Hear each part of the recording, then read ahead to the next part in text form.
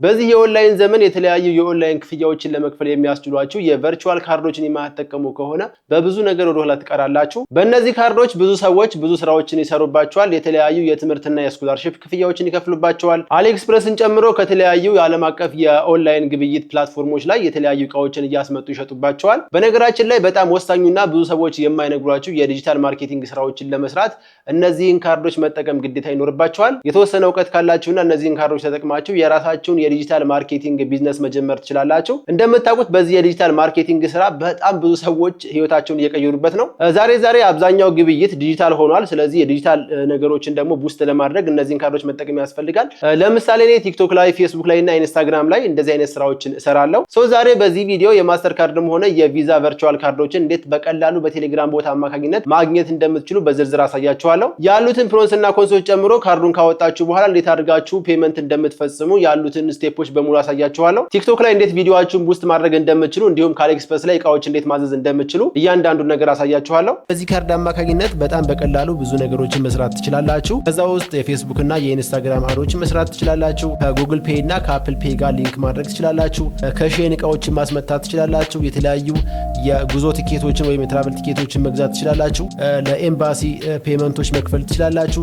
ፔፓል ካላችሁ ደግሞ ከፔፓል ጋር ሊንክ ማድረግ ትችላላችሁ። የኔትፍሊክስ አካውንት መግዛት ትችላላችሁ። የተለያዩ የጉግል ፔመንቶችንም በዚህ ካርድ መግዛት ትችላላችሁና በጣም ብዙ ኢንተርናሽናል ክፍያዎችን በዚህ ካርድ አማካኝነት መክፈል ትችላላችሁ። እንደምታስታውሱት ከዚህ በፊት የተለያዩ ቨርቹዋል ካርዶችን እንዴት አወጣችሁ መጠቀም እንደምትችሉ የተለያዩ ቪዲዮ ሰርቼላችሁ አውቃለሁ። ነገር ግን ቨርቹዋል ካርዶች በባህሪያቸው ለረጅም ጊዜ ላይቆዩ ይችላሉ። ስለዚህ በየጊዜው አዳዲስ ነገሮችን አፕዴት ማድረግ ግዴታ ነው። ለምሳሌ የባይቢት ቨርቹዋል ካርድ አወጣጥ ቪዲዮ ሰርቼላችሁ ብዙዎቻችሁ ተጠቅማችሁበታል። አሁን ግን እሱን መጠቀም ትንሽ አስቸጋሪ ነው። አንደኛ ፒቱፒ ስለተዘጋ ዩኤስዲቲ ካርዳችን ላይ ዲፖዚት ማድረግ አንችልም። ሁለተኛ አሁን ባይቢት እየሰጠ ያለው ማስተር ካርድ ሳይሆን ቪዛ ካርድ ነው። ቪዛ ካርድ ደግሞ ልክ እንደ ማስተር ካርድ ፍሌክሲብል አይደለም። የተለያዩ ክፍያዎችን ለመክፈል ትንሽ ያስቸግራል።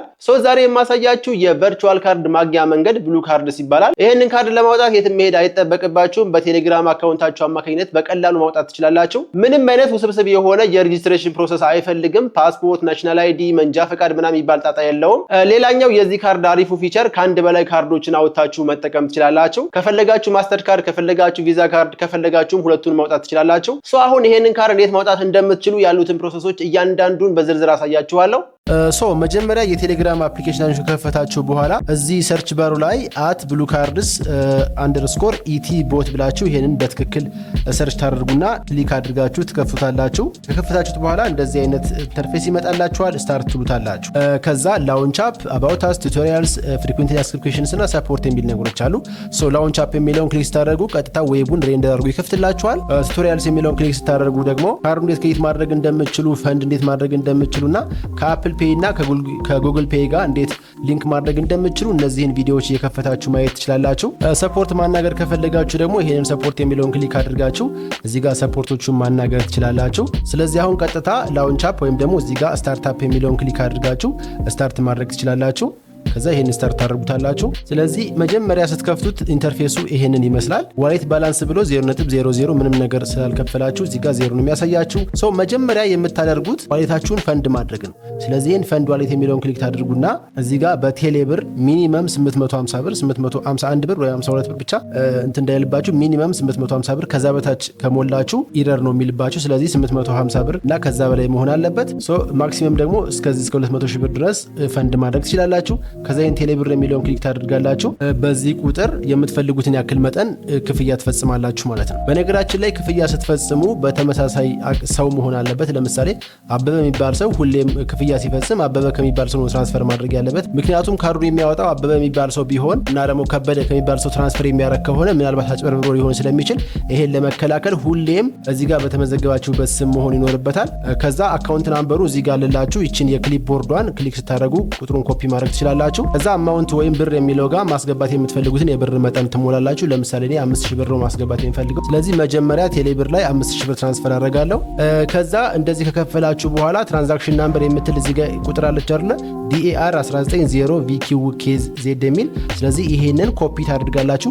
ኮፒ ለማድረግ እዚህ ጋር ሆም በተናችሁን ጫና አድርጋችሁ በመያዝ እዚህ ጋር እንዲያርጋችሁ ኮፒ ማድረግ ትችላላችሁ በጣም በቀላሉ በጉግል አማካኝነት። ይሄን ኮፒ ካደረጋችሁ በኋላ ስክሪንሻት ታደርጋላችሁ።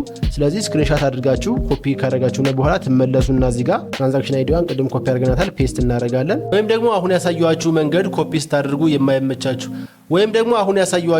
ኮፒ ስታደርጉ የማይመቻችሁ ከሆነ በጣም በቀላሉ ቴሌብር ላይ የተላከላችሁን ይሄንን ሜሴጅ እንደዚህ ጫና አድርጋችሁ ይዛችሁ ኮፒ ካደረጋችሁት በኋላ እዚህ ጋር እንደዚህ ፔስት አድርጉታላችሁ። ከዛ እዚህ ጋር በትክክል ይችን የትራንዛክሽን ናምበሯን ይችን ማለት ነው እንደዚህ ጫና አድርጋችሁ ስትይዟት በራሷ እንደዚህ ኮፒ እንድታደርጉት ይመጣላችኋል። ይሄንን ኮፒ የሚለውን ነክታችሁ እዚህ ጋር መታችሁ ፔስት አድርጋላችሁ ማለት። ከዛ ይሄንን ክሊክ ቱ አፕሎድ የሚለውን ክሊክ አድርገን ስክሪንሻት ያደረግነውን ይሄንን ክሊክ አድርገን እንሞላለን።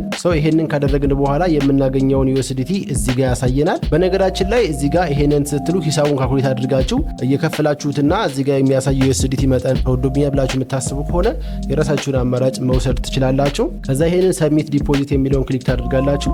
ዲፖዚት ሰብሚት ሪፈረንስ ምናምን ብሎ እንደዚህ የተወሰነ ይቆይላችሁና ከዛ ቬሪፋይ እስከሚደረግ የተወሰነ ትጠብቃላችሁ። ስለዚህ አሁን 3 ደቂቃ ባልሞላ ጊዜ ውስጥ ዋሌቴ ላይ ባላንሴን ያሳየኛል ማለት ነው። በነገራችን ላይ እዚህ ጋር ቶሎ ካልመጣላችሁ እዚህ ጋር 3 ሰረዙን ነክታችሁ ሪሎድ ፔጅ ብላችሁ ቼክ ማድረግ ትችላላችሁ። ሪሎድ ስታደርጉት እንደዚህ ያሳያችኋል ማለት ነው። ከዛ ይሄን ካደረጋችሁ በኋላ አሁን ካርዳችሁን ነው ክሬት የምታደርጉት። ስለዚህ ካርዳችሁን ክሬት ለማድረግ እዚህ ጋር ክሬት ዮር ፈርስት ካርድ የሚለውን ክሊክ ታደርጋላችሁ።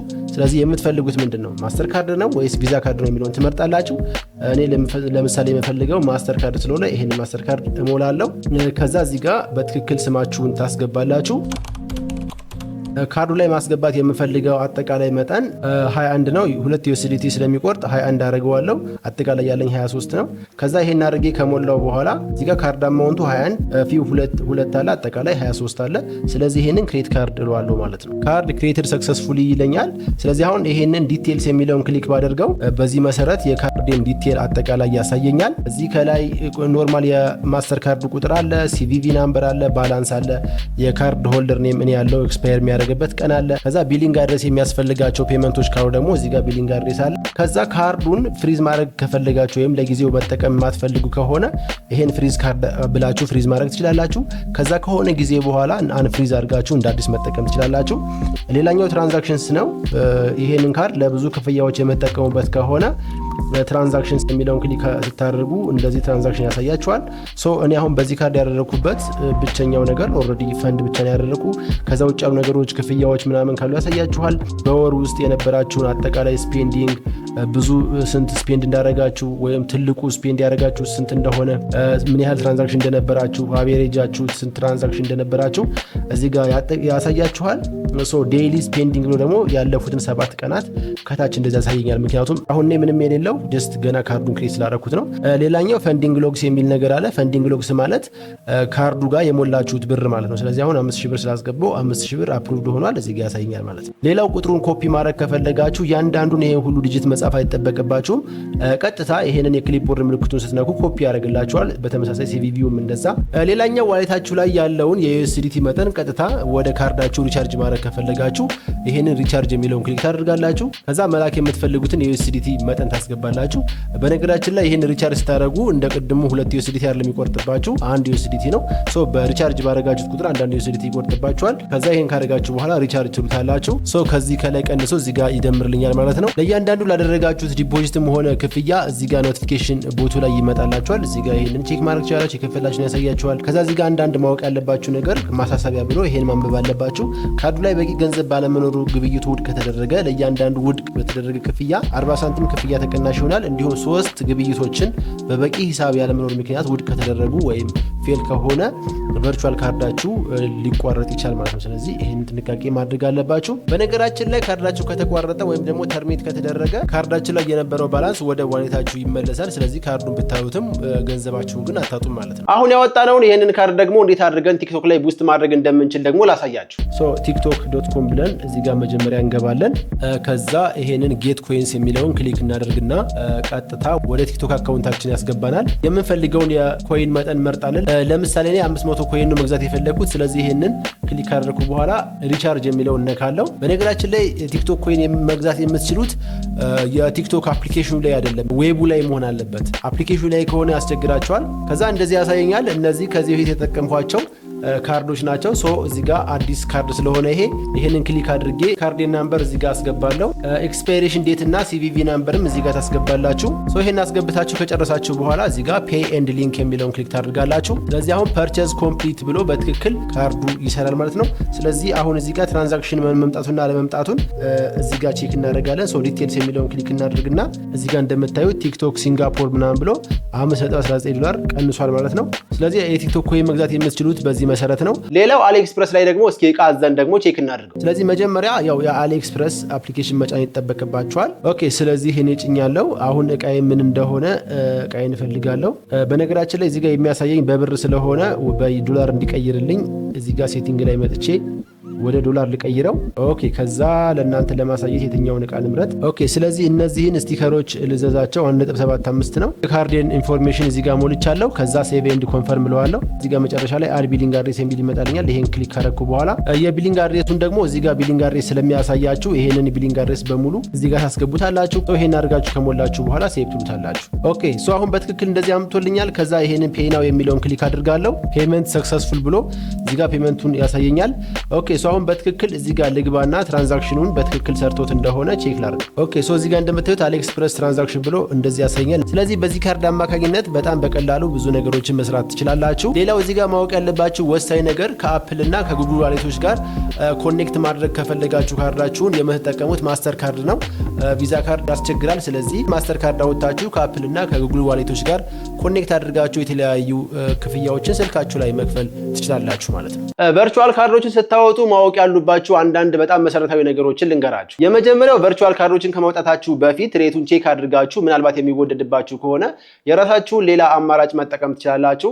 ሁለተኛው ብዙ ጊዜ ቨርቹዋል ካርዶችን ስትጠቀሙ በጣም ብዙ ፈንድ በአንዴ ዲፖዚት ማድረግ አይጠበቅባችሁም። የምትጠቀሙበትና የሚያስፈልጋችሁ መጠን በየጊዜው ዲፖዚት እያደረጋችሁ መጠቀም ትችላላችሁ። ስለዚህ ማንኛውንም ነገር ከመጠቀማችሁ በፊት በደንብ አንደርስታንድ አድርጋችሁ በኃላፊነት መጠቀም ይኖርባችኋል። በቴሌግራም አማካኝነት እንዴት በቀላሉ የቨርቹዋል ካርዶችን ማውጣትና መጠቀም እንደምትችሉ የሰራሁላችሁ ቪዲዮ ይሄን ይመስል ነበረ። ማንኛውም ጥያቄ አስተያየት ካላችሁ ኮሜንት ላይ ጻፉልኝ። በተረፈ ይመቻችሁ። ፒስ